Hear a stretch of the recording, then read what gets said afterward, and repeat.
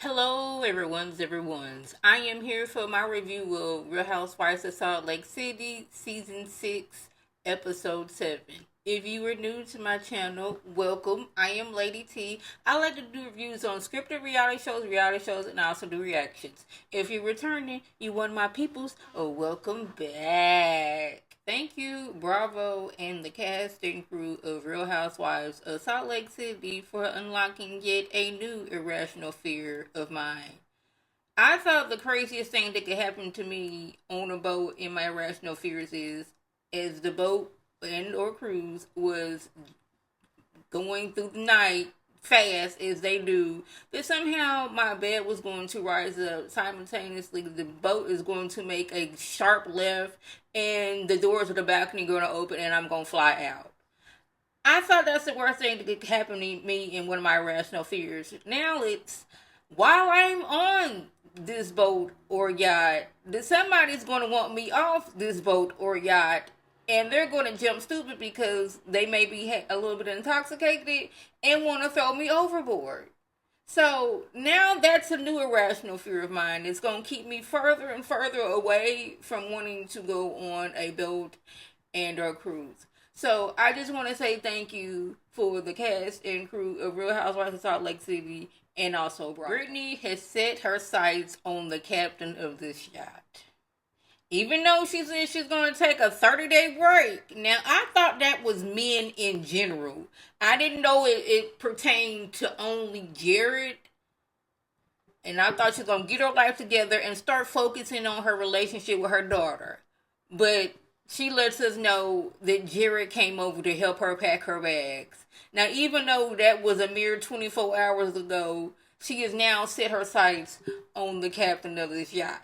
And I can see already now that, like, you just switching a different person out. You're supposed to be focusing on your daughter and just focusing on not needing and wanting and having to have a man by your side in your vicinity in a relationship with this person. You're supposed to be focusing on just 30 days of just you. And I don't know why I'm surprised that she has not been able to fulfill that.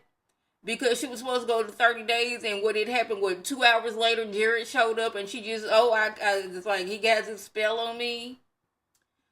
I didn't think Brown was going to show up. Y'all know last episode, all these allegations about her not paying her rent and identity theft. So, she didn't catch the flight with the rest of the ladies, but, she came a little bit later on a little smaller boat to get to the yacht.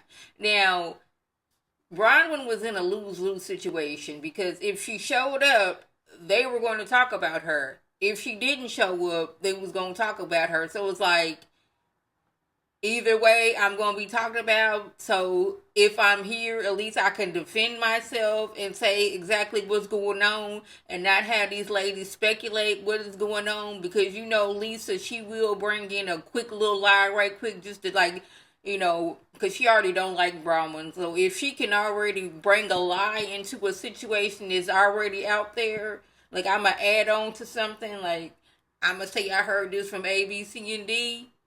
So at least with Bronwyn showing up, she can at least defend herself.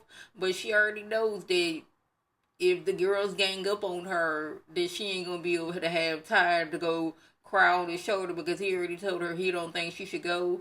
And he feel like he don't even want her on this show. But since you want to be on this show, you're going to have to deal with the consequences of something in your past popping up. Bronwyn explains to the ladies about what's been going on in the news. First, the eviction. She was 19, she was pregnant, she left early to have her baby and didn't pay the last 2 months of her rent. She got the money together and she was able to pay it. A separate incident where something happened to somebody at work. The police questioned her about some things, had nothing to do with her, and the person did whatever at the job. The case was sealed, but it had nothing to do with her. She is innocent on all things. Lisa, but she does explain that she believes that somebody in this friend group,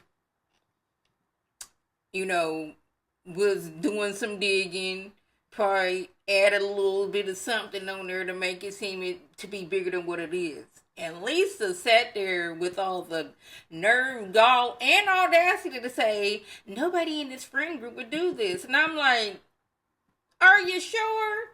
Because I remember distinctly you saying or implying and bringing Cameron on, may he rest, that Mary stole money from him. You made it seem like this man sold his house and handed Mary a check for $300 something thousand when it seemed like when he sold his house, he gave some money to the church.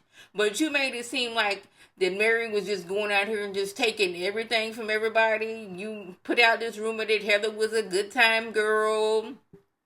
You called what's her name, Meredith, everything with a child, a guy. You talked about her husband, and her kids. Who else have you talked about? I'm pretty sure you didn't say something about Brittany, because that's an easy read right there. You've talked about everybody in this group. So you being the one saying, oh my goodness, nobody in this group would do this, is a bold face. When I tell you a hit dog will holler, and me and Heather are on the same page, because like, Lisa, you're piping up a little too much. It is seeming like you are the culprit. Yeah, because Bronwyn just said that she feels that somebody's in the group. She didn't say names, even though we all see each other. We all know that she is talking about Lisa. But she is not exactly saying Lisa, but we know she's saying it was Lisa. And Lisa is the loudest in the group. Everybody else is just like, this, that, and the third, like that. Why would somebody do that? Here you go, Lisa. Well, you dug up in my business, and you did all this, and you did all that. It's like,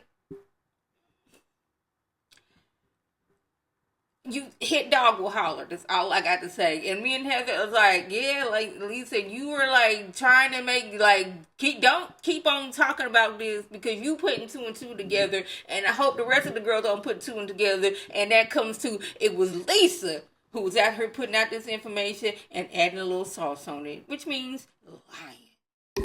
Yeah, I just love that Mary is just like, so you don't think it was Lisa? And it's like, I love that Mary's like, we're not going to beat around the bush. Girl, do you think it was Lisa or not? Because I don't think it was Lisa. I'm pretty sure Brittany, I'm pretty sure Meredith, I'm pretty sure Heather and Whitney, even you, Bronwyn, we all know. I even think Captain Phillips, that's not his name. What is his name? The captain of the boat.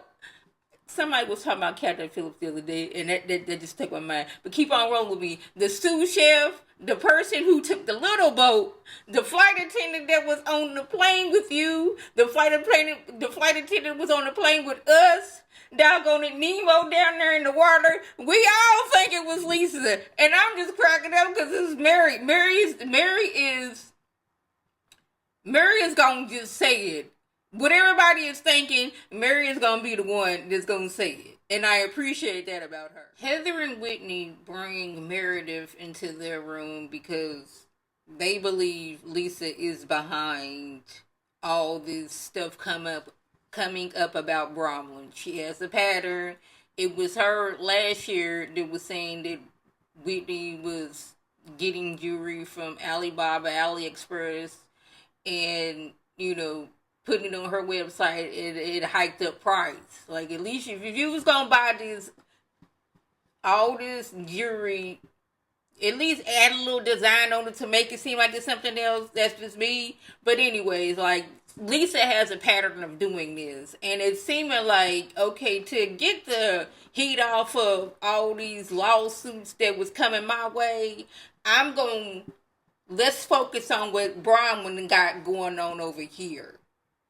That's where we get. I think this is we about to confront Lisa about all these things that is going on, because you have a pattern of doing these things, and they just trying to get Meredith over here. And I believe that Meredith this is my opinion that Meredith know Lisa, this is right up Lisa's alley, and I'm almost sure that Meredith believes that Lisa's doing this, but her and Lisa have made this pact that they're not going to go against each other anymore. So she just gonna sit back from now on and just watch and be like, I don't think she would do that, even though Lisa has a tell when she's like, when somebody is really on to her, she starts getting really, really loud and her voice hikes up to a different pitch.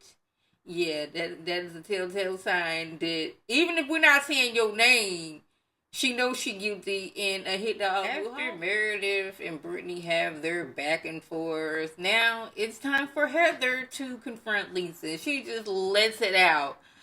I think you were the source behind this mess with Bronwyn. And Lisa is over there blinking, like excessively blinking, and it's almost like, oh my God, they're actually saying it's me. They were beating around the bush and they were like saying it, but not saying her name, but without saying her name. But now they're just outright saying that they think it's her, and she's over here just a blinking away.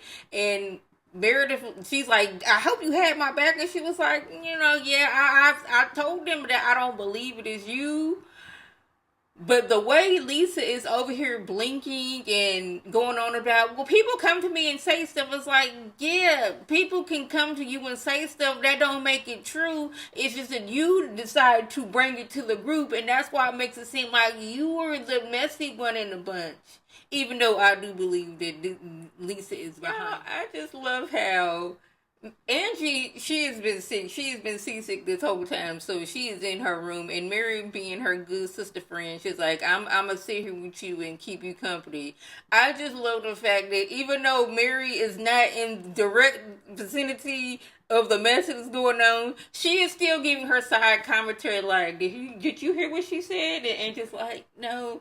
And Mary's like, me neither. And it's like the little things like that I just cracked up about. Mary's like, even though I am not in the room with you, I am still going to give my side commentary comment. So after Heather has flat out accused Lisa of leaking this information about Brahman and telling her how you have a history of leaking information about her, Lisa, she at one point was angry and going towards Heather, and she had her neck a little too close for Heather's neck for her hand a little too close to Heather's neck for my liking.